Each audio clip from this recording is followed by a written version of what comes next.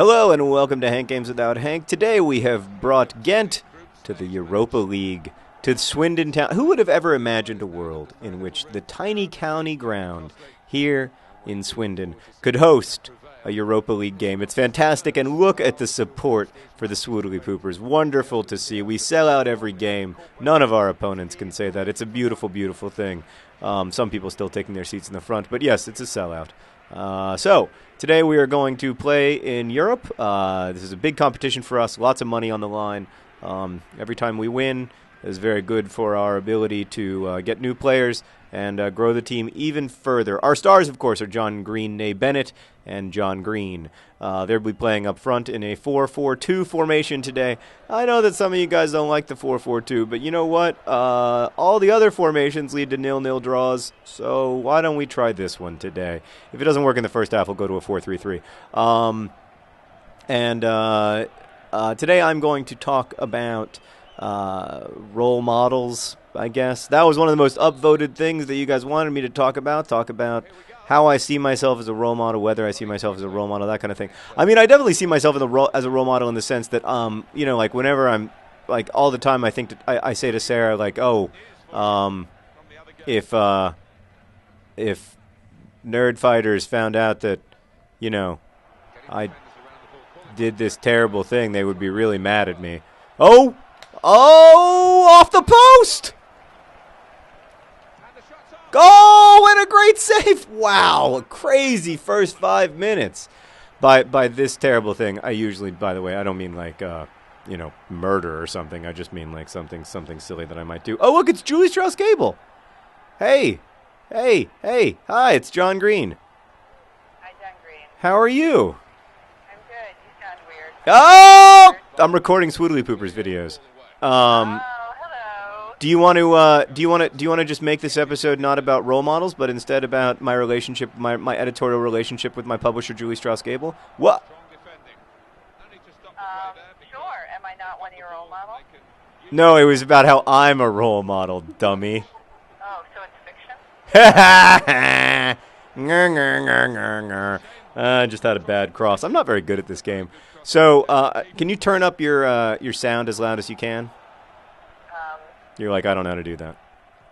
Like that? I don't know. You sound a little bit louder, I guess. I don't think there's such a thing as turning up outgoing sound on, like, normal phones. Everything is fine. So, I said everything is fine. So, why don't you talk about the nature of our editorial relationship? Thank you for the warning. Oh. Oh, off the post again! This is getting ridiculous. What? This is ridiculous. Okay. Yeah, the game is ridiculous. You are not ridiculous. All right, I'm going to try to get you as close to the mic as possible. All right. So we've been working together for almost 10 years. Did you know that? Yes. I didn't know that. 2000. Is it 3 or 2? 3. So I guess not 9 years. So this summer is the 9-year mark. Right. It feels like 10 years. I think we should have rightful claim on 10 years. So what? Well, I mean, we could. It could all come to a crashing end at any moment. Well, yes, that's all in your hands. So how does it work, Julie? Because as you know, one of the popular misconceptions is that editors make you change stuff and thereby make a book worse. Frick! I have almost scored 72 times. Okay, so how does it? So and of course that is not true. The truth is that my books are genuinely terrible before you get a hold of them. Well, that's true, but does the world know that? Well, no, and I feel like that's a little bit. It's a sad thing to me that people think like editors are in the business of like changing books instead of in the business of making books, which is really what they are. Like, I mean, the book truly does not exist without you, and in every sense of exist, because it wouldn't be a book, but it also like wouldn't be the book that it ends up becoming. Well, yeah. I mean, there are different kinds of editors, of course.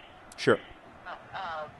I don't see it as my job to change someone's book. Like, I see it as my job to figure out what you're trying. I mean, we've talked about this a lot. I think you've talked about you've done videos. Oh, finally a goal from one size fits all. He's big, he's small, he's also short and tall. One size fits all, one size fits all. Finally, the breakthrough goal from one size fits all. Look at that. That's his first goal of the season too, Julie. Really? It is. That's not a good record. How long has the season been? It's only like 7 games. He's also a center back, so he doesn't score that much because he's a defender. Speaking of which, I need to go into defensive mode. Okay. So, go on. But my job is to figure out what you're actually trying to say. Right. Exactly. And then we figure out between ourselves, and then we figure out what is not coming through. And right. Then we have a lot of conversations in varying forms. And then we move closer and closer to that. So I don't think the vision ever changes. It's never not your book. It's just a matter of communicating what is in your head is the book, and then what's on the paper is your book. Right. Yeah, I mean, it seems to me that like also making it better. Right. The biggest job of writing, it seems to me, is the job of taking this idea in your head and making it exist in print, so that it can live in other people's heads. But that turns out to be really complicated, because you can never quite know if you're accomplishing that goal, right? Like, you can never quite know if the thing that, if the words that you're using are working in that way. And like that to me is what you're uniquely good at, is like, that's why I could never work with a different editor, is that we've been doing that together for so long. It's almost like we have like a language between each other that like can't be like, and also you have to have a voice you really trust, right? Because it's someone telling you like, this thing that you're trying to do isn't working. And here are some thoughts about, how other strategies for maybe making it work. That's a real big trust issue, Well, yeah, but you are very uniquely good in having that dialogue and having it truly be a dialogue. I mean, and some of that, I guess, is because you trust me. Right. But like, it's a very difficult conversation to have for everybody in some different form. And it's very difficult to see it as collaborative and not see it as an assault. And I think if you struggle with sort of letting it be a dialogue and you just sort of seeing it as a challenge, then that is very difficult for people to work through. Well, I will say that like it is always a bit of an assault. Like, particularly, I mean, your editorial letters are famous for this, not among my friends who also publish with you. About not being nice. Well, they aren't nice usually. But they are nice. No, they aren't. I'm not really good at compliments. Yeah, you're just not interested in them. Like, I don't think. But that's like a personal failure of mine, I recognize. Right, but I just don't think you like. I think you're like, and I actually felt this way. I felt this way recently. I found myself. They have a very dangerous free kick at the moment. So let's hope for the best, and the best happened. I found myself that way recently. Like, when the truth is, when you like something, and you respect it, there's not a lot of need to go into all the reasons you like and respect it. The need is to focus on all the ways that it needs to be changed in order to become the thing, that it aspires to be.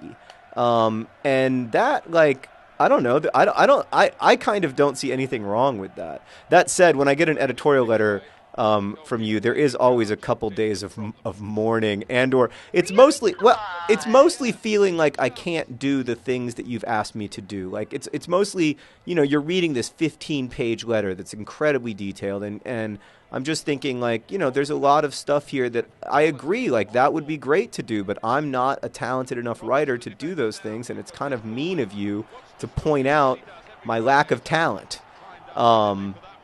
But then like the process starts, and you start with the actual revision, and it gets a little easier.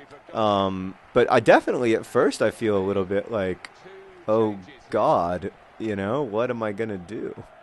Really? Yeah, I always feel like I can't do it. I mean, particularly even with The Fault in Our Stars. I mean, in some ways, particularly with The Fault in Our Stars, because I felt like I'd poured myself into that, not into that first draft, and I knew that. I mean, I knew the ending was terrible, like obviously, but I mean, I'd poured myself into that draft, and then you get this, this letter, and it's not just like fix the ending. It's big, big things, metaphor things and life things and characters, and it's just a lot. It's a lot to have to face.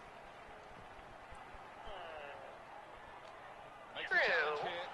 No? But I don't know. I mean, yeah. But I feel like, I would hate to not, I have to keep you busy. Yeah. I understand. I want you to keep me busy. Yeah, but it's, yeah, I'm a little bad at the praise sandwich. That's a problem. Is that is that what editors call it, the praise sandwich? That's what an editorial letter is technically supposed to be, the praise sandwich. So, like, you have a paragraph of how wonderful it is and all the things that are strong and great about it and all the things you like about it, and then you have, like, the meat in the middle, which is all about the things that need to be done, and then you make sure you end by saying how great it is all over again. And, like, in my mind, like, I bought it, I'm committing my life to it, like, I clearly believe in you, and I sometimes forget, like, I have, like, it's like a bad personal thing. Like, I feel like when I stop, I'm like, this is so great. Like, right. It feels fake, even though it's not fake at all. Right.